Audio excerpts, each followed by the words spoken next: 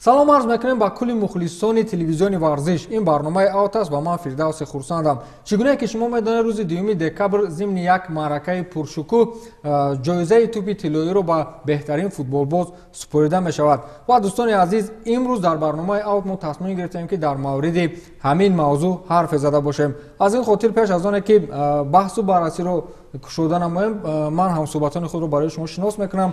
Инҳо Фаридун Шарифзод шораи футбол ҳастанд ва ҳамчунин Сорбон Мисаев муҳаррири идораи барномаҳои таҳлилӣ ва Усмон Бурҳонов масъули сомонаи телевизиони варзиш. Хуш омадед ба студияи мо ва ман мехостам аз шумо бипурсам ки ба фикри шумо ки арзандаи тӯпи тиллоӣ аст ва шумо аз ана ҳамин маърака чиро интизор ҳастед? Чуне ки ба ҳамагон маълум аст, рӯзи 2 декабр дар як маросими пуршукӯҳ ки дар шаҳри Парижи Фаронса баргузор мешавад, яъне се муддаӣ Криштиану Роналдо, Лионел Месси ва Вирҷил ван Дайк ки се муддаӣ барои ба даст овардани ҷоизаи тӯби тиллоии соли 2019 ба ҳисоб меравад ва дар он ҷо мо расман исми он хушбахтарин шахси, яъне беҳтарин футболбози соли 2019-ро хоҳем фаҳмид. خب چون که کی بهترین است و کی ارزنده است الکی خود معلوم است، چرا که از میانی 30 نفر داوطلبان الکی سگونه بهترین معین شدن که من فکر میکنم هر سه ارزنده آن هستند که مثلا توپ تیلایی رو به دست بیارن. اما من بسیار میخواستم که از همون چخل میگن از سلوله یا که از میراثبران همون حمایتگران کسی باشد که همین توپ تیلایی رو به دست بیاره. چرا که ببینید که بعد از اون که فابیو کاناوارو سال 2006 همین جایزه رو همچون حمایتگر مثلا صاحب شد، ببینید تا این دم کسی از حمایتگران موفق نمیشود که همین مثلا جایزه رو به دست بیارد. من فکر میکنم این معنای اون رو ندارد که مثلا حمایتگران طول این سالها ارزنده نبودن برای گرفتن این جایزه. تنها گمانم که اینجا آوازی و باز دیگر عامل‌هایی بود که مثلا با بهترین حمایتگران ندادن. اما من اینجا بسیارتر میخواستم که مثلا با وان دایک همین جایزه سپرده شود. ارزنده هم بود موسم، مثلا 2 موسم قبلی و این موسم ارزنده هم هست که مثلا همین جایزه رو صاحب شود. خب سه فوتبالباز، سه نفری که در موسم گذشته توانستند بازی خوب نشون میدن، هر سه فوتبالباز صاحب جایزه گردیدند، هم مسی و هم رونالدو و هم وان دایک. اگر ما توجه کنیم به تاریخ سپردن جایزه توپ تیلویی، پس میبینیم که توپ تیلویی رو نفری صاحب میگردد که دسته او هم در لیگ چمپیونان موفق تر است و هم در چمپیونات داخلی و بر ضمن اگر یا جام جهان باید که دیگر مسابقه ها بین تیم منتخب ها باشد، اگر رفت و همون فوتبالباز موفق شود پس صاحب جایزه توپ تیلویی میگردد. چون که دیدیم مودریچ موسم گذشته برای قهرمانی در لیگ چمپیونان و همچنین برای برآمدن تو به فینال و سهم خود رو که چون در بازی منتخب خربته گذاشته بود صاحب توپ تیلویی گردیده بود. و از همین لحاظ گفتنی هم که هر سه فوتبالباز امکانات دارند برای قهرمان، برای موفق گردیدن، برای بهترین اعلان شدن و عین حال با عقیده من وان دایک یک نفری است که میتواند صاحب توپ تیلویی شود. اما اگر ما با نتیجه های انفرادی با اگر از روی شماره گلزنی غالب رو معاینه کنیم پس البته لیونل مسی موسم گذشته یکی از بهترین ها بود و در رفتی اون بازی‌هایی که بارسلونا البته با مشکلی روبرو گردیده بود هم در لالیگا و هم در لیگ چمپیونان ما دیدیم که چگونه مسی توانست با همون مهارت والای خود با بارسلونا امتیاز آورد. با عقیده من وان دایک نزدیکتر است به جایزه توپ تیلویی و گرفتن این جایزه. اما طبق خبرهای آخرین الکی فرانس فوتبال این مجله حتی از لیونل مسی اینترویو نیز گرفته است برای قهرمانیش، برای پیروزیش در صاحب گردن جایزه توپ تیلویی. فکر میکنم این خبرها تا جای هم الکی همون یک بگیم انتظارهایی که مخلصان داشتن آنها رو برباد هم داده است. یعنی الکی بعضی از مخلصان میدونند که صاحب جایزه توپ تیلویی کدام فوتبالباز میگردد. الکی بعضی رسانه‌ها کریستیانو رونالدو در این معرکه اشتراک نمیکند. بله همون مشکلی است. برای چی باید با مسی دیاند این رو؟ چگونه که شما گفتید یگانه چیزی که مثلا برتر نشان میدهد فوتبالباز رو برای مدعی بودن این چمپیون شدن در لیگ چمپیونان. ولی لیورپول توانست که با حساب بزرگ چمپیون شدن هست. اما ببینید که مسی چگونه با بازی خود در بارسلونا تاثیر میگذارد. یعنی اون بازیایی که من قید کردم مخصوصا در بازی با ویلیاریال موسم قبلی بارسلونا اگر اشتباه نکنم با حساب 4-2 مغلوب شده ایستاده بود. وقتی که مسی با میدان برآمد توانست که در آن دیدار هم گل بزند و هم پرتافت گل‌آور انجام میداد و اون بازی با حساب 4-4 به انجام رسید. این از چی گواهی میدهد؟ این از آن گواهی میدهد که مسی میتواند که با تنهایی با بازی تاثیر رساند و وان دیک باشد در خط حمایت با لیورپول کمک کرد تا اینکه در رقابت با بارسلونا در بازی مهم در دور نیم نهایی لیورپول گل سر نداد، گرچه که اونجا بعضی از عامل‌های بودند که بسیار از فوتبالبازان بارسلونا می‌خواستند با مسی بازی کنند در حالتایی که 1-1 با دروازه‌بان بودند. اما نوبسته از این فکر می‌کنم هر دو فوتبالباز هم وان دیک و هم مسی تاثیر گذاشتند با بازی خود. از روی اگر توپ طلایی رو دقت بدهند به شماره گل‌های زده شده در یک موسم، پس مسی امکاناتش بهتر است. مسی من فکر می‌کنم که سال 2019 جایزه توپ طلایی رو مسی به خزینه دستاوردهایش داخل میکند و مؤلف 6 جایزه توپ طلایی میشود و فکر میکنم که این جایزه باید به فوتبالباز یعنی برام استاتستیک یعنی به امور انفرادی نظر کرده شود و چنانه که به همگان معلوم است لیونل مسی سالی گذشته با بازی زیباش هم توانست که جایزه کفش طلایی را به دست آورد در لیگ چمپیون ها در اروپا با بازی زیباش با پرتافتهای دقیقش با دریبلینگش از همه دیده بازیگری یعنی زیباتر بازیگر بهتر بود. لذا نمیتواند که یک بازی که در سفر با لیورپول بارسلونا از ادامه لیگ چمپیون ها محروم کرد جایزه توپ طلایی رو به مسی نداد. خب این همون نتیجه است که مثلا بیشترا نتیجه لیگ چمپیون ها رو به نظر میگیرند. یک بازی مهم بود برای مسی مثلا که اثبات کند که من ارزنده همون توپ طلایی هستم و ببینید 4 سال پای هم در لیگ چمپیون ها موفق نمیشود. خیلی شما با وقار میگوید که مثلا مسی باید مثلا گیرنده همون توپ طلایی باشد، مدامی که اگر نتیجه هایی که در لیگ چمپیون ها نشان داده میشود به نظر گرفته شود، پس این رو باید با وان دیک دیدن، چرا که در لیگ چمپیون بسیار موفق بود. مثلا از آن جمله در بازی که بر مقابل بارسلونا بازی کردن در بازی جوابی به نهایت بازی خوب نشان دادن همه همدستگان از آن جمله وان دیک. اینجا ارزنده است که مثلا وان دیک صاحب همین جایزه شود. بار دیگر میگویم که یک بازی نمیتواند که تقدیر توپ اما بازی مهم و بازی که تقدیر بود دسته بازی مهم و بازی که از اون نتیجه گیری می شود برای همین جایزه توپ طلایی به یک شخص داده می شود نه بلکه به یک دسته بهترین سال 2018 میتونن که دسته لیورپول دادن. در تاریخ سپردن جایزه توپ طلایی کمتر ناعدالتی ها بودند، زیرا ببینید اگر ما با نتیجه انفرادی توجه کنیم، اگر سپردن این جایزه وابستگی داشته باشد به نتیجه انفرادی، پس باید وسلی سنیدر، پس باید خاوی و اینکه اینیست یعنی صاحب کریستیانو رونالدو سال 2013 ریبیری نیز باید صاحب توپ طلایی میشد. اما ببینید که شاید در اینجا همون قدرت و توانایی مسی و رونالدو کمی هم بلندی میکند که آنها با همون بازی خود که طول زیاده از 10 موسم پای در هم قریب که در 100 بازی میکنند، وقتی که این دو فوتبال در روی خط هست برای دیگر بازیگران امکانات کمتر است. اما بله مشکل هم است و بهوده این دو فوتبال رو لگندای فوتبال همان عصر 21 نمیگویند، زیرا در 10 موسم پای در هم یگانه یک نتیجه نشان دادن به نه به هر یک فوتبال میسر میگردد و اگر ما نتیجه یک سال رو نتیجه گیری کنیم، پس در حقیقت هم وان دیک خوب بود، وان دیک بهتر بازی کرد، وان دیک در خط حمایت خوبتر بازی کرد و فراموش نمیکنیم که در سال گذشته همچنین مسابقه لیگ ملت‌ها نیز بود که در آنجا کریستیانو رونالدو با پرتغالیا موفق شد و در فینال پرتغالیا گالندیا را ناکام ساخت که در آنجا وان دیک بازی میکرد و از همین لحاظ چون که گفتم هر سه فوتبالباز در موسم گذشته جایزه به دست آوردند و هر سه فوتبالباز امکانیت دارند و این وابستگی دارد از همون روابط مجله. بله هم وقت نشون میدهد که روز 2 دکامبر یعنی در اون یک شومی پرشکوه که در شهر پاریس برگزار می شود، همون شخص خوشبخت کسی هست که جایزه توپ طلایی رو به دست می‌آورد. میدونم من چیز دیگر خوندم در رسانه‌های اطلاعاتی، نمیدونم از رسانه‌های اطلاعاتی روسی خوندم و آنها نیز در تکیه به رسانه‌های اطلاعاتی اروپایی این موضوع رو نشر کرده بودند. در آنجا با فکرم که در همین مناسبت از دیگو سیمیونه اصلا همین سخن خود را قریب 3 سال شد پای هم میگد و یک بار دیگر تکرار کرد که مثلا برای اون به مسی این مثلا جایزه رو میدین که او در مثلا بازیگزاری بارسلونا، در پیشروی بارسلونا، در تشکل یعنی که رشد بارسلونا تاثیر خوب میگذارد و دیگو سیمونه از اون انتقاد کرده است که برای چی این توپ رو به مسی میداد، حال اون که غیر از بارسلونا مسی نمیتواند که در دیگر مسابقه مثلا در منتخب خود تاثیر خود رو رسانده تواند تماما تاثیرگذار نیست در این بازی، برای چی با مسی میدم؟ چون که дар ин ҷо бояд он гуфтааст ки Диего Симеоне ки бояд ин ҷоизаро ба Криштиану Роналду бидиҳанд, чунки ӯ ҳам дар мунтахаб ва ҳам дар яъне ки дастаи Ювентус метавонад ки таъсири худро расонад. гапи шумо то ҷоям дуруст аст, зеро Месси бо Аргентина дар ҷоми Амрико худи ҳамин сол натавонист ки муваффақ шавад.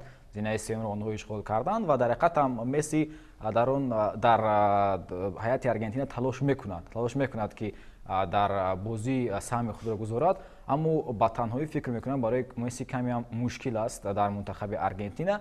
Он футболбозоне ки дар ҳайати Барселона ҳастанд камиам дигар ҳастанд нисбат ба ҳайати Аргентина ва аз ҳамин лиҳоз ба ақидаи ман камиам мушкилтар мегардад барои Месси. Ту хато мекунӣ. Беҳтарин бозингарҳо дар мунтахаби Аргентина ҳастанд. Қариб Фаридун хато мекунад. беҳтарин бозингаро дар як даста бисёр ҳастанд. бозингароне ки дар тими мунтахаб бо Роналдо бозӣ мекунанд ангушумор ҳастанд, муваффақанд. Аммо бубинед ки дар Аргентина ки бозӣ мекунад.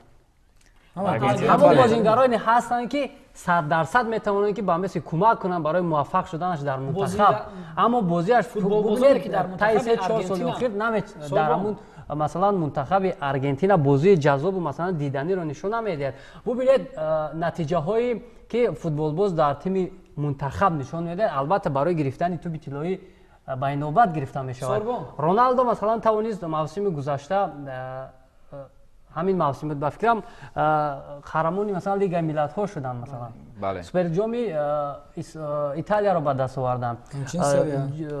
Дар серия Ювентус бидуни мураббӣ низ метавонад қаҳрамон шавад дар солҳои охир.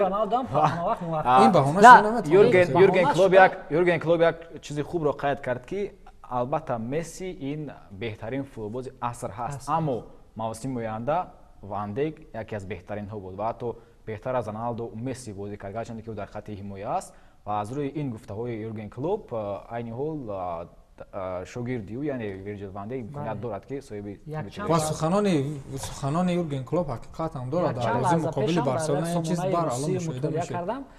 мутахассиси португалӣ Вилаш Бош яъне замон дар дастаи Марсели Фаронса фаъолият мекунад.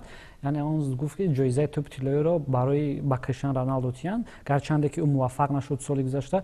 Агар Криштиану Роналду дар дастаи Реал Мадрид боқӣ мемонд, ҳатман ҷоизаи тӯби тиллоиро соли 2019 Криштиану Роналду ба даст меовард. Барои он ки дар чемпионати Италия дар серия А бозӣ кардан хеле душвор аст ва дар он ҷо одам ҳар хел футболбоз ба задани голҳо муваффақ намешавад. Яъне Криштиану Роналду гарчанде ки бозӣ нишон надод, ман ҳамватанам ҳастак, ман мехоҳам ки ҷоизаи тӯби тиллоиро Криштиану Роналду гирад. Дар ин баробар хоҳиши худро гуфтааст. Ман фикр мекунам хоҳиш асос надорад ва ҷоизаи тӯби тиллоӣ барои чи Криштиану Роналду арзандаи тӯби тиллоӣ нест. Криштиану Роналду ҳаст арзандаи тӯби тиллоӣ, барое ки ӯ тавонист. Медонед тамоми расонаҳои иттилоотӣ дар баробари Ван Дейк ва Месси Роналдуро дар яъне ки дараҷаи сеюм мемонанд. Криштиану Роналду албатта бартарӣ ба футболбоз ва дастае дода мешавад ки дар Лигаи Чемпионҳо муваффақ гардидааст мавсими гузашта, албатта ин Ливерпул ва ҳамчунин Роналду гарчанде ки талош кард, аммо дар аввалин мавсими худ дар серия А тавонист ба задани 21 гол даст ёбад, гарчанде ки беҳтарин нишонзани лига нагардид, аммо 21 гол ба самара расонидан дар аввалин мавсими худ дар серия А бозам аз касбияти баланди ин футболбоз дарак дод ва ҳамчунин дар серия муваффақ гардид, дар суперҷоми Италия ва бар замин боз дар Лигаи Миллатҳо Криштиану Роналду тавонист ки мунтахаби Португалияро ба қаҳрамонӣ бирасонад. Аз ҳамин лиҳоз имконияти Роналду низ баробар аст. Ба ақидаи ман ҳар се футболбоз имконияти баробар дорад, аммо агар ба Лигаи Чемпионҳо бартарӣ дода шавад, пас албатта Ван Дейк бояд соҳиби тӯби тиллоӣ. Ба ақидаи ман бояд Криштиану Роналду дар сегмент дохил намешуд. Дар ҷои Криштиану Роналду ё Садио Манеи Ливерпул дохил мешуд, ё Бернардо Силваи Португалия. Бале, Криштиану Роналду бояд дар сегона, ҳатто дар панҷгона бояд номи Криштиану Роналду соли 2019 набошад. Масалан ҳаминро ки интихоб кард, ҳамин сегонаро ки интихоб кард. беҳтарин мутахассисоне ки дар масалан FIFA ва UEFA кор мекунанд ё ки даъват шудан барои беҳтарин соли гузашта Роналду ба чӣ даст ёфт? Як мусобиқае ки мусобиқаи рафиқона буд дар Лигаи Миллатҳо мунтахаби Португалия қаҳрамон шудани асос надорад. Криштиану Роналду Ювентус дар серия дар серия А без Криштиану Роналду ҳам фаромӯш намекунем хетрики Роналдуро ба дарвозаи Атлетико Мадрид ва як хетрики ки ба дарвозаи Атлетико Мадрид наметавонад Криштиану Роналдуро муддаӣ гардонад дар ҷоизаи тӯби тиллоӣ. як бозие ки дастаи барселонаро масалан маҳрум сохт аз бозӣ- идомаи рақобат бори дигар мисол бори дигар факт бори дигар мисол мебарам ки Месси соли 2018 арзанда буд беҳтарин бозӣ нишон дод ҷоизаи кафши телевизионро ба даст овард беҳтарин партофту аз ҳама ҷиҳат аз ду муддаи дигаре ки барои ба даст овардани ҷоизаи туби тиллои мубориза мебаранд бартару беҳтар буд Месси. Сорбон ту чӣ ақида дорӣ?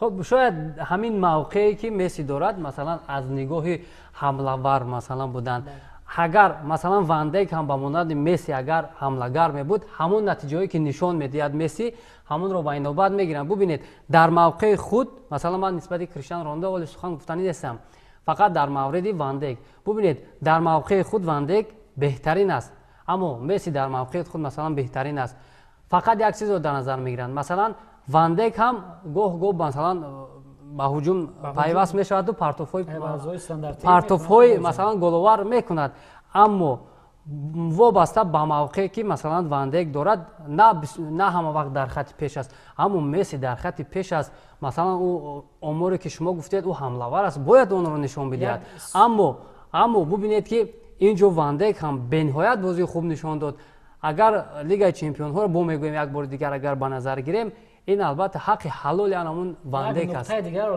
قید کردم مورد است که در 10 سال اخیر مسی و رونالدو برابر در یک سطح در سطح عالی بازی میکنند. حمله‌ورانی که به مانند نیمار، کلیان امباپه، گریزمان به مانند یا پیدا شدن مخلصان میگفتند که انا آینده‌های جایزه توپ طلایی در 10 سال اخیر کی توانست که جایزه توپ طلایی رو از 2018 برای توپ طلایی رو گرفتن نتیجه 10 ساله لازم نیست بلکه نتیجه یک موسم یک موسم اما این دو شخص در 10 سال برابر بازی کردند. با گفته یورگن کلوپ البته مسی و رونالدو در 10 سال اخیر بهترین بودند اما موسم گذشته وندیک بهتر بود و این البته وابستگی دارد از خود همون نفرانی که آواز میدهند با فوتبال. بله خیس نظر میکنیم به سال 2018 چرا از منتخب فرانسه که در جام جهان قهرمان شد کلیان امباپه گریزمان در سطح در سوم داخل نشدند برای که در لیگ چمپیون در لیگ چمپیون لوکا مودریچ توانست که قهرمان شد و بر زمین در جام جهان لوکا مودریچ قریب که به تنهایی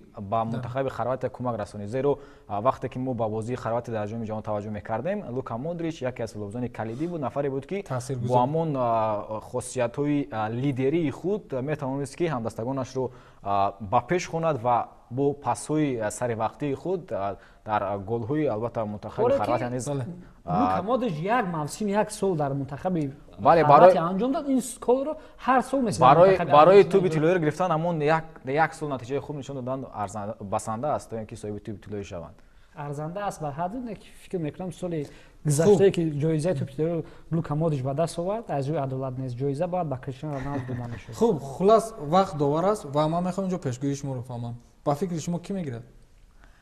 با عقیده من چون که در آغاز برنامه گفتم اگر با لیگ چمپیون‌ها برتری داده شود اگر مسابقه لیگ ملت‌ها نمی بود فکر میکنم 100% در این در توپ طلایی رو وندیک صاحب میگردید اما لیگ ملت‌ها بود اما مسی و رونالدو در برابر وندیک توانستند که صاحب جایزه شوند و بار دیگر میگم که اگر با لیگ چمپیون‌ها برتری داده شود پس ویرجیل وندیک ارزنده است که توپ طلایی را به دست آورد و برزمی فراموش نمیکنیم که موسم گذشته اگر اشتباه نکنم قریب که یگان حمله‌ور نتوانست که از ویرجیل وندیک در رقابت‌های یک بر یک گذارد و این هم از آن دلالت می‌دهد که وندیک در موقع خود موسم قبلی یکی از بهترین ها بود و امکانات خیلی هم خوب دارد تا اینکه صاحب توپ طلایی شود و با عقیده پپ گواردیولا توپ طلایی را با مسی می‌دهد و بعداً ور سیستم ور معین می‌کند که باید و وندیک صاحب توپ طلایی شود.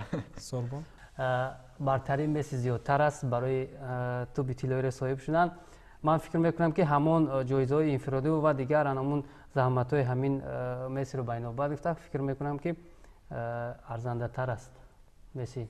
بله از شما نپرسیدم و یک چیز دیگر گفتنی هستم که بغیر از مسی و رونالدو در میان حمله‌وران و در میان نیمه فیصدگران بودن فوتبالبازانی که ارزنده است بودن تا اینکه در این روی خط شامل باشند مخصوصا در سگانه برناردو سیلوا رایم استرلینگ سادیو مانه فوتبالبازانی که بسیار هم خوب بازی کردند اما аз чӣ бошад ки ин футболбозон ва ҳастанд дигар бозигароне ба мисли хави, иньеста, снейдер ки бозии бениҳоят зебо нишон доданд, бозии устувор нишон доданд. Махсусан снейдер дар соли 2010 бо мунтахаби Голландия то ба финал баромада буд, вале ин футболбозон натавонистанд ки соҳиби ҷоизаи тӯби тиллоӣ шаванд.